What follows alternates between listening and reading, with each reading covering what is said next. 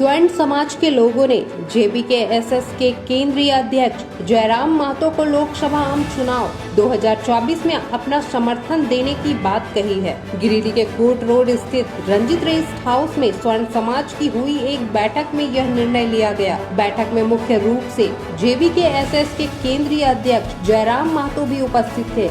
इस दौरान स्वर्ण समाज ने खुले दिल से टाइगर जयराम महतो का समर्थन किया।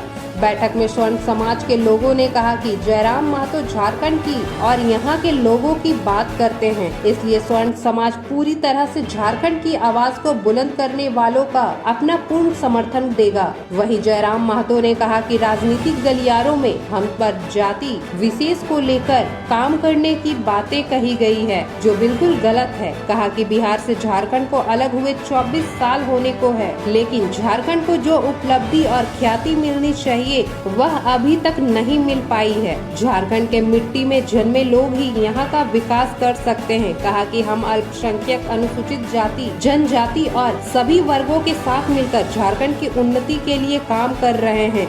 मौके पर केंद्रीय सदस्य राजेश रतन, रिजवान अंसारी, संजीव सिंह, धीरज झा समेत कई लोग मौजूद थे।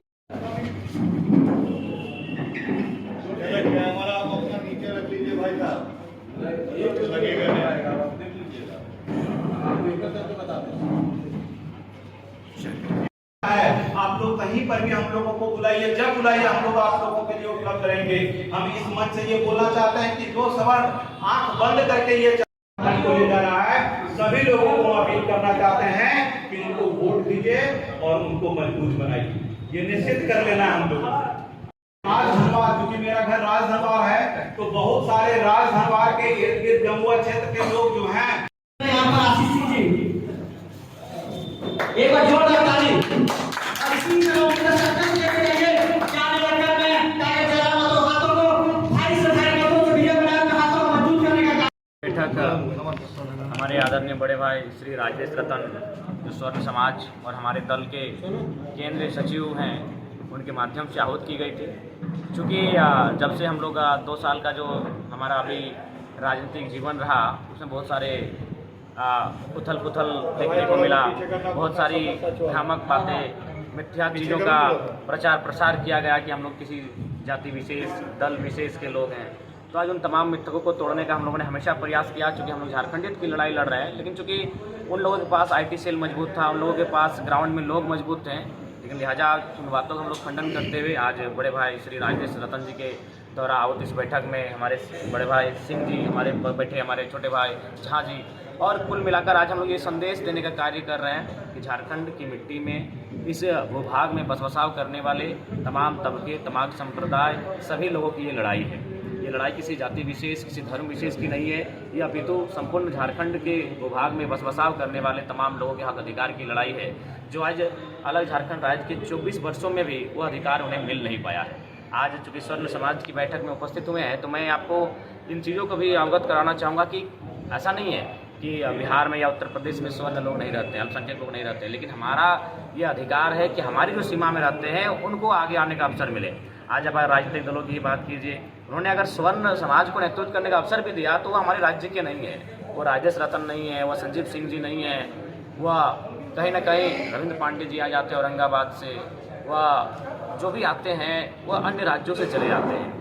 इसलिए हमारा कहना है कि अगर स्वर्ण समाज भी प्रतिनिधित्व करे तो झारखंड की मिट्टी में जो है वो प्रतिनिधित्व करें। अगर वो प्रतिनिधित्व करेंगे या फिर वो अगुवाई करेंगे तो निश्चय ही वो भले एक समाज के हो सकते हैं, लेकिन झारखंड के लोगों के जो दुख दर्द है उनको बेहतरी से वो समझ सकते हैं। तो ये जो बातें फैल रही थी समाज में या फिर राजनीतिक गलियारों में कि हम लोग जाति विशेष का नेतृत्व करते हैं, उन तमाम बातों को खंडन करते हुए आज हम लोग इस बात की पुष्टि करते हैं कि आज हमारे साथ अल्पसंख्यक वर्ग है, हमारे साथ अनुसूचित जाति वर्ग है, हमारे साथ अनुसूचित जाति है, और आज हमारे साथ स्वर्ण वर्ग भी है। इस बात को हम लोग आपके सामने प्रमाणित करते हैं। और ऐसा नहीं, 2 वर्षों के आंदोलन के दरमियान जो हम लोगों ने आंदोलन किया, उस आंदोलन के दरमियान जो भी हम लोगों ने लाभ का क्षण आया हमारे आंदोलन के माध्यम से, उस लाभ से स्वर्ण वर्ग को भी लाभ हुआ, अल्पसंख्यक को लाभ हुआ, पिछड़ों को लाभ हुआ, अनुसूचित जनजाति, अनुसूचित जाति सबको लाभ हुआ। अगर चंदन क्यारी की बात करें तो वहाँ लगभग 4-5 ऐसे परिवार थे जो धरने पर बैठे थे अपनी मांग को लेकर। वो स्वर्ण समाज, उमिया समाज के लोग थे।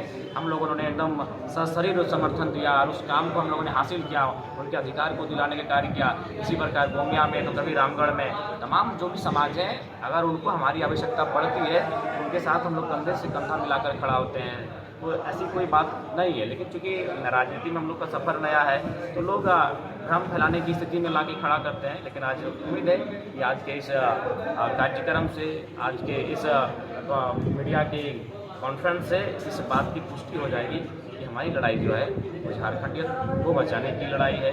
झारखंडी सेंटिमेंट, झारखंडी राइट्स और झारखंड के जल, जमीन, जंगल पर झारखंडियों के एकमुश्त अधिकार की लड़ाई है, जिसमें हर एक वर्ग की भागीदारी सुनिश्चित हो।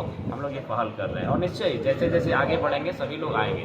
जब झारखंड अलग राज्य का आंदोलन हुआ था तो पहले लोगों ने कहा कि ये मांझी का आंदोलन है, फिर विनोद बाबू के इंटरव्यू में तो कहा मांझी महतो का आंदोलन है। तो फिर जब सब लोग आने लगे तो कहा कि नहीं, ये चलो अब झारखंडी आंदोलन है, इसमें अल्पसंख्यक भी आ गए, इसमें स्वर्ण भी आ गए, अदर बैकवर्ड में दूसरे लोग भी आ गए।